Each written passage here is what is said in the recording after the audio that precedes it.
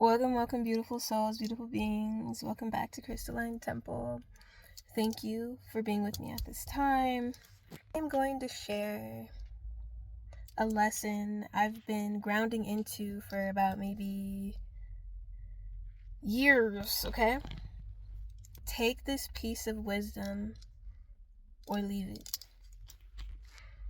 Not every space is meant for every person. And that's a truth a lot of us forget. Especially when we're healing, evolving, and stepping into our sovereignty and into our power. We grow up thinking that everyone deserves a seat at our table. That everybody deserves our energy, our creativity, our time, our milestones. But the reality is, when a space is sacred, the access must be selective. Then that's just a rule for me. That is one of my boundaries at this point in my life and what I've grown to learn. And I'm going to break this down, okay? Because I don't think everybody understands what a safe space really is or what it means when somebody says safe space, okay? So a sacred space isn't always a room or a ritual, right? It can be a space for your peace, a space for your healing, a space for your creative projects, a space for new beginnings, a space for your spiritual practices, your emotional growth, or simply the version of you're becoming. Sacred spaces are the environments where your soul is expanding, where your intentions are clear, and where your energy is fragile but powerful. So when you're able to be safe and feel vulnerable where you are, that is like the most important sign that this is my sacred space. And because these spaces are rare, quote unquote, they're not meant to be open to every single being or every single person. Everyone has a different energy and everybody has a different impact on your energy. That's why we say if I'm resonating with this person, that means we are on the same vibe. If I don't resonate with this, then something's not adding up. Okay? If me and this person don't click, that doesn't mean I am a hater. It means that this isn't gonna work out. There's polarity in the universe, and I'm simply not in a space where I care if you like me or not, and if you do, cool. My intention is that I attract people who are in alignment with me. And in order to do that, I must have discernment of how every person carries a different type of vibration. Some people bring clarity, grounding, and support. Others bring chaos, projection, judgment, insecurity. Some people align with your path too, and that's where we would like to meet every single person, but that's just not realistic. And others can distract you from your own vibration, from your own path, from aligning with people who you're meant to align with. So if you're okay with letting any type of person into your space, then know it's going to be harder for you to find the people who are in alignment with you, because birds of a feather flock together. Or maybe it's birds of the same feather flock together. Something like that. And some people simply haven't earned the right to witness the version of you're building. I use this a lot in the topic of relatives because I am no longer open, and I no longer am available, and I no longer have the space to allow you to witness the version I am now, because you didn't honor or care about the version of who I am then. If you didn't see me then, why are you seeing me now? There's no hard feelings about this mindset. It's mostly to just share that you need to be confident in who you are now and who's worthy of your time and worthy of your soul. You, okay? I'm talking to you watching this video. You are the gift. I'm not saying that other person you love is not the gift. They are the gift too. But when it becomes imbalanced in reciprocity, in consideration, in acknowledgement, and in love, it is no longer a gift. It is no longer a safe space. And this is why when someone says, "You are my safe space," that's powerful. That is powerful. That is deep. Because in order to have gained that, in order to have gotten that far, you've had to put in the work to see this person, to love them deeply.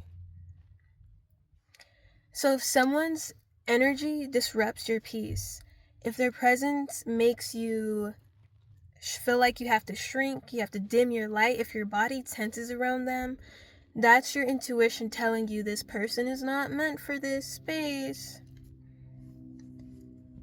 Your space is also your aura, your bubble, your energetic bubble. Your space can look different every day. Your space could be a mindset. Today I'm in a mindset of love and joy. So anything that is not of that cannot enter this space. The other day I could have been in a mindset of grief, and that's okay too. And I know not everybody can support me in that space. All this to say is you're not being mean. Okay, I'm not saying this because I'm an asshole, because I'm a people hater, even though I might be. Because people be doing crazy stuff. But soul to soul, consciousness to consciousness, I am in this human body just as you are watching this video. And I'm saying this to say, you can say no. You don't have to be a people pleaser. You don't have to be so inviting. You don't have to be so welcoming to every single person. You need to learn your capacity, loves. You are now in a space of energetic intelligence. Setting boundaries doesn't mean you're cold. Being selective doesn't mean you're acting superior. Choosing who gets access doesn't make you selfish. It makes you aligned. It makes you intentional, protective, self-aware, spiritually mature. Your growth requires discernment.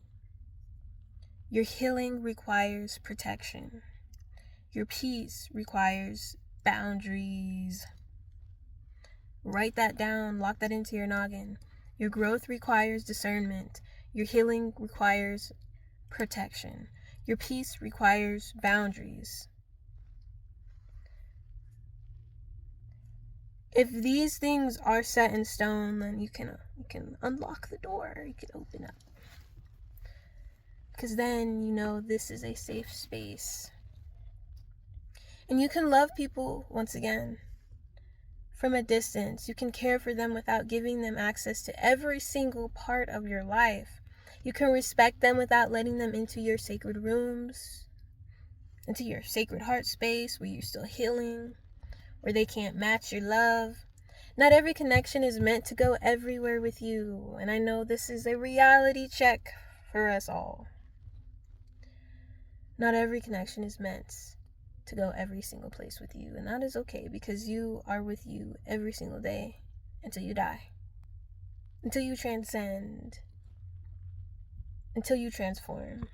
You are with you every single day. You are the conscious observer of your reality at this point in time. And your energy is not community property.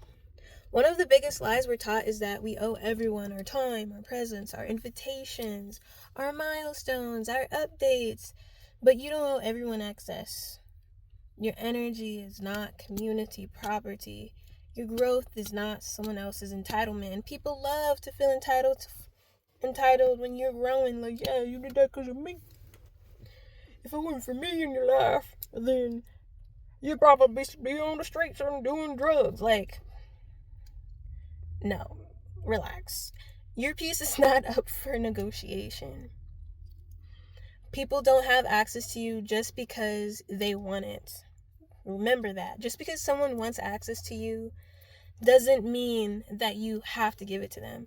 And I used to live in a reality where I'm like, oh my gosh, that means they care if they want to know. No, that means they want to maybe plot on you, maybe manipulate you. You know, you don't know anybody's intentions really until you gained enough sacred space with yourself to achieve discernment. People get access because they honor the space, they respect the energy, and they align with the frequency. You are allowed to be selective with who sees your becoming. The version of you that's rising right now, that version deserves safety. It deserves clarity. It deserves protection. You deserve all these things, and not everybody is capable of understanding your path, supporting your healing, witnessing your transformation, or entering your life without projecting their wounds onto you. That's a big one. If I had $1 every time I'm caught up in somebody's projection, I'd be rich. Some people only belong in your memories, in your stories, within your compassion, within your grace, or within your distance, okay? And that's okay. That is fine. Your evolution is not public access. And I know we live in a world where we feel like we have to perform our realities. We have to share with everybody, this is what's going on in my world. Nobody cares that much to actually take the next step to get to know you. People just love to watch. So it is okay for you to have privacy. It's okay for you to be selective. And closing this message, your sacred spaces are allowed to be private. A sacred space is a space where your spirit breathes, relaxes, where your intentions are pure, where your energy feels regenerative, and where it regenerates, where your future self is being built. And the truth is simple. If space is sacred, then access must be selective. I'm going to say that again so you can write this down. Take notes. If a space is sacred, the access must be selective. You're not shutting people out. You're honoring the container that holds your transformation.